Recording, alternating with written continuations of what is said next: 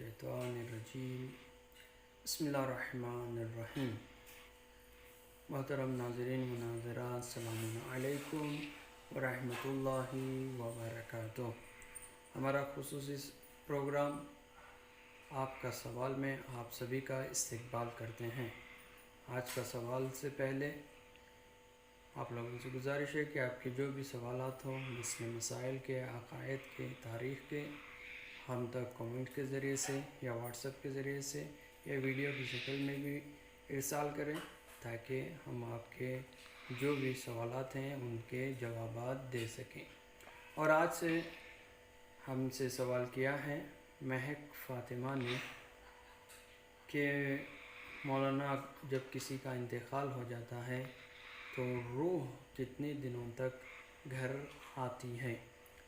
रिवायत में यही मिलता है कि जब इंसान इस दुनिया से रुखसत होता है तो अपने चाहने वाले, अपने आल औलाद के घर लगातार 40 दिन तक आती रहती है और वह इस बात का इंतज़ार करती हैं कि आज मैं एको तन्हा हो गई हूँ, आज मुझे ज़रूरत है अपने बच्चों के किए हुए अच्छे अमाल की।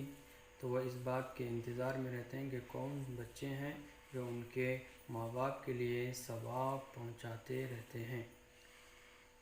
जैसे कि रिवायत में मिलता है कि एक मरतबा मौलाए कायनात हज़रत अली इब्न अबी तालिब मस्जिद में गमज़दा बैठे हुए थे तो जनाब सलमान तशरीफ़ लाए और सवाल किए कि मौला, आप मौलाए कायनात हैं, अमीरुल मोमिनीन हैं और आप गमज़दा बैठे हुए हैं।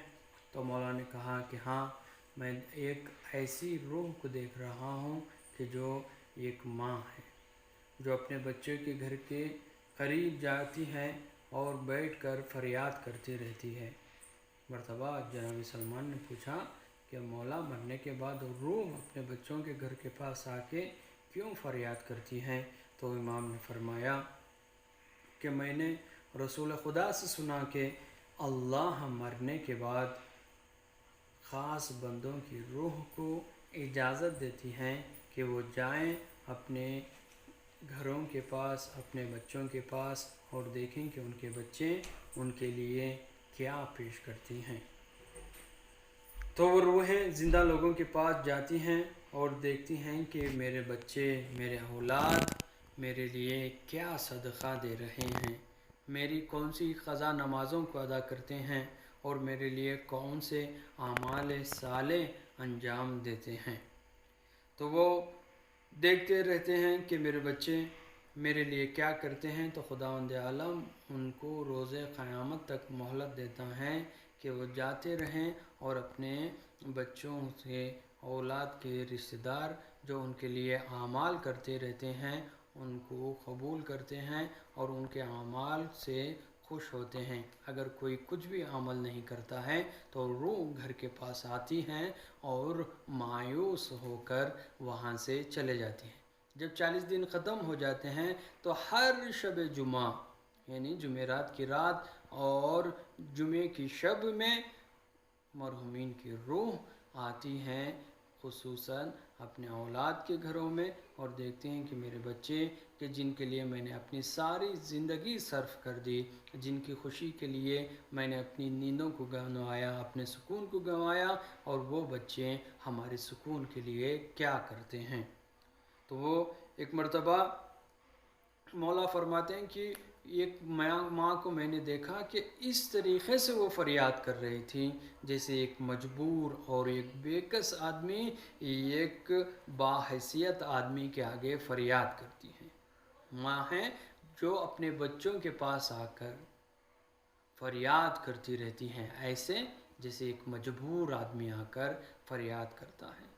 तो हमें चाहिए कि अपने मरहुमीन के लिए, चाहे वो माँ बाप हो, दादा दादी हो, नाना नानी हो, कोई भी रिश्तेदार हो, मरने के बाद उनको ना भूलें बल्कि उनके लिए ऐसे अमाल अंजाम दें कि जिसकी वजह से उनकी रूह खुश होकर जाए।